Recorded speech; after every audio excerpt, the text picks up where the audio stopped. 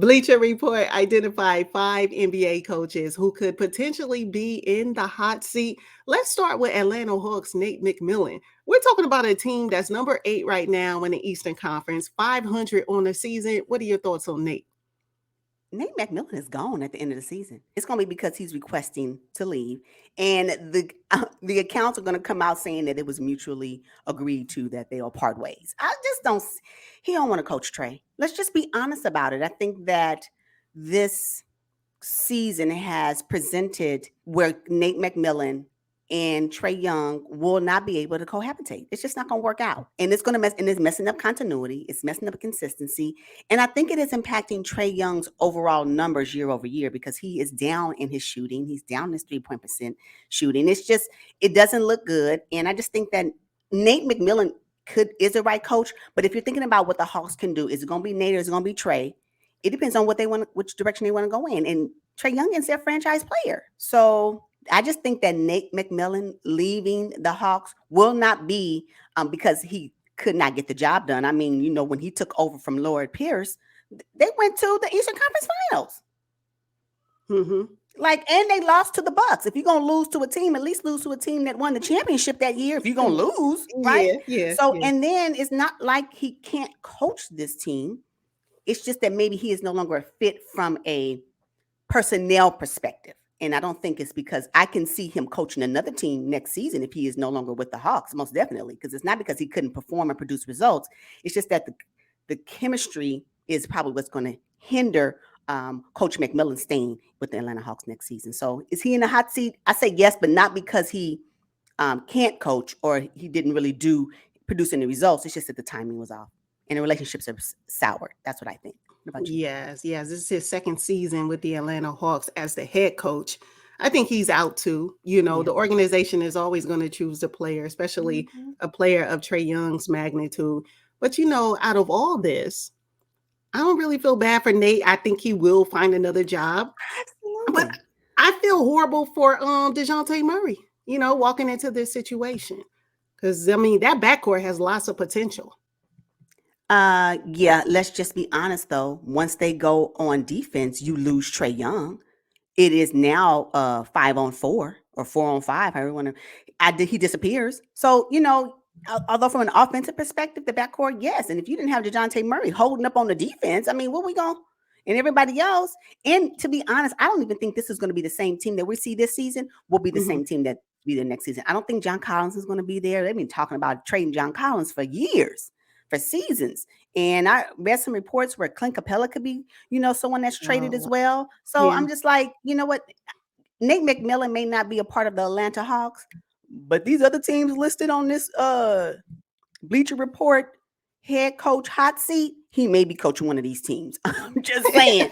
So I see him coaching again. I just don't think it'll be with the Hawks. Okay. All right. That's fair. Let's talk about Billy Donovan and the Chicago Bulls. I think the Bulls have underachieved this season and the season before. Basically, ever since Billy Donovan has been in charge, which has been the last 3 years, the Bulls are currently 25-27. I mean, there's really no excuse when you have DeMar DeRozan and Zach LaVine. What is the missing piece? And in this case, I think it's Billy Donovan. I think he's out. Even though he just signed a recent extension, it doesn't matter. Yeah, no results mean no job. That's just what it boils down to. I mean, how do you have DeMar DeRozan performing the way he's performing? As a matter of fact, he's the one holding it down. Zach LaVine, we know he have it in him, but if you can recall, he bent Zach LaVine recently in one of the games. So there's probably some relationship issues with that. And Zach LaVine, by all accounts, is probably their franchise player, you know, although DeMar DeRozan is doing a lot of the work. I just think, and then they got Vucevic, and then, you know, it's just what, and you expected Lonzo Ball to be that gap between what the Zach LaVine and DeMar DeRozan, you know, don't have, and when it comes to defense, and he can't stay on the court. Like what Billy's supposed to be working with? Well, hey, you know, like I said, when you have two, you know, perennial all-stars. For me, there's no excuse. You figure it out as a head coach, especially with his type of experience, you know, in the collegiate arena.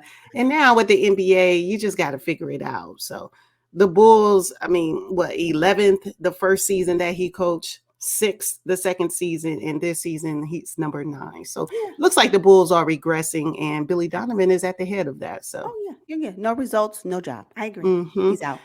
All right, cool. So look, Dwane Casey, Oh, head coach of the Detroit Pistons for the last 5 years. I think Dwane Casey is safe because this is a clear rebuilding year. In the last 5 years have really been about rebuilding and getting young talent, which they currently have. So in the next couple of years, I think we need to exercise patience with this process. Dwane Casey is a phenomenal coach. Can I remind you what he did with the Toronto Raptors hmm before being ousted? They're hmm clearly rebuilding. Kay Cunningham has been out mostly all season. They have a lot of young talent. I say we hold on to Dwane Casey. I'm okay with giving Dwayne Casey grace. I think what they need on their roster is a strong veteran leadership. They have so many young players that have not played a lot of time in the NBA. So they are just lacking experience at the NBA level, if we want to be honest. I mean, Mm-hmm, what mm-hmm. Killian Hayes, Isaiah Stewart, Sadiq Bey, they were all drafted in 2021. And then you Yeah. have Cade Cunningham in 2022 and Jaden Ivey in 2022. Like, we're talking about a roster of young players, but not only young in age, but also young in experience.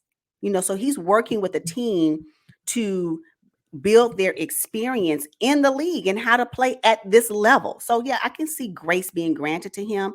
I mean, if you think about it, he has only since he's been there, he's only had a few veterans. With Blake Griffin, he was there, and then Jeremy Grant came in, was supposed to be, I believe, that person to hold down that veteran piece, Right. player leadership. And Jeremy Grant was like, "No, I don't want to be here. Send me." Right. And I think the oldest, maybe the most experienced person that they have on their roster right now was what, Nerlens Noel,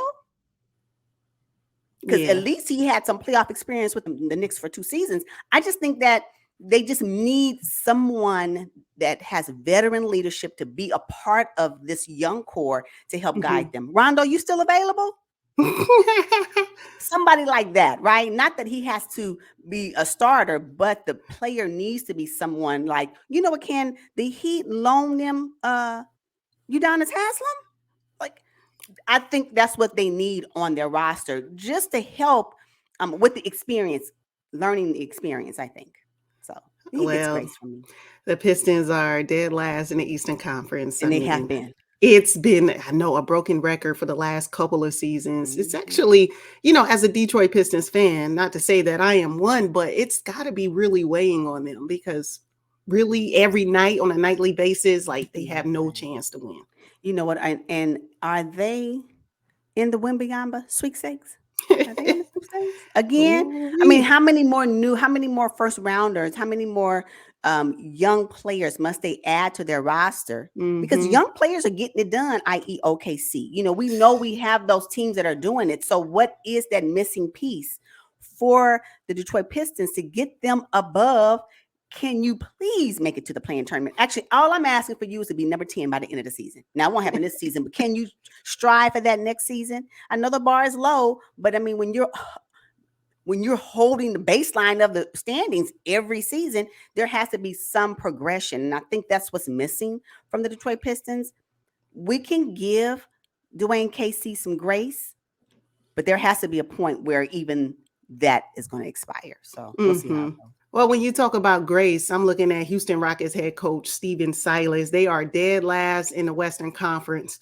He has the second youngest roster in the entire NBA. He inherited the James Harden saga, and it just hasn't been right since then. I think the Houston Rockets lack culture and a bit of leadership and also accountability. When you look at Coach Silas, I mean, is he safe? Is he out? Should we offer him grace?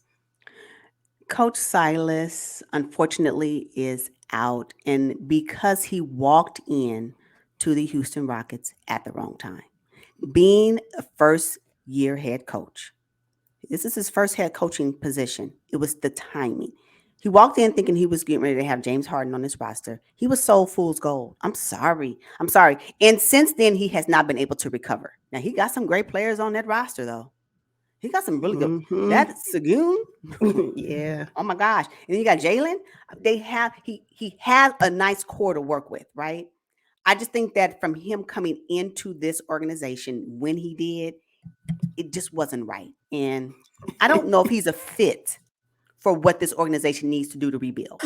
Silas also thought he was coming in to coach Westbrook too. That whole backcourt with James and Russ, and he came in thinking one thing and was presented something totally different. Something totally, totally different. And unfortunately, his coaching style has been unable to withstand the start. Does it make sense? His start career in Houston with all of Mhm. that. So I think that he does need another coaching opportunity just with another team. So I think he should be out. I feel awful about Coach Silas because I think he was just bamboozled from the Yeah, get-go, he and he's was. trying to recover. And I think they need when you're talking about building culture, in order to do that, sometimes you got to get rid of the head. And so I think that he has to be the one to lead so they can rebuild a culture, come up with what their identity is now, outside of what that mess was with, Harden, because it was messy. And so, yeah, I think it's time for him to go somewhere else. Oh, okay. And I say we should offer him grace. Nah, mm-mm. At least another year for me. No, no, I don't think so. I don't think so. They need to bring someone else in if they expect to contend in the playing tournament next season. Oh my God. Okay. Now, the last one on the list is head coach Nick Nurse from the Toronto Raptors. We had a lot of commentary about Nick Nurse in the previous video. Y'all can go ahead and check that one out after you watch this. But what's up with Nick Nurse? I mean, is he in the hot seat? Really? He's in the hot seat, yes, because the expectations of the Toronto Raptors are high. Come on, we're talking about two, two, three. This is the third season post a championship win in 2019.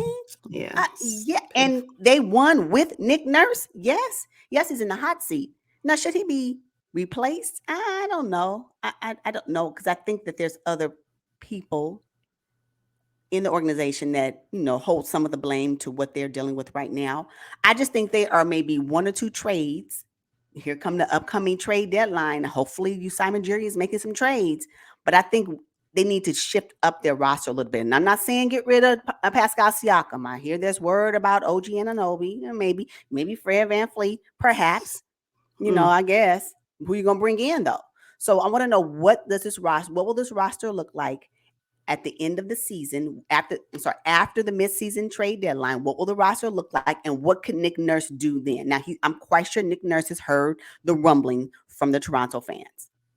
Nick Nurse, if you haven't watched that video, you need to watch it, because we give you some good points that you need to kind of fix, right? And if you can get your offense to stop being so stale, fix that first, right?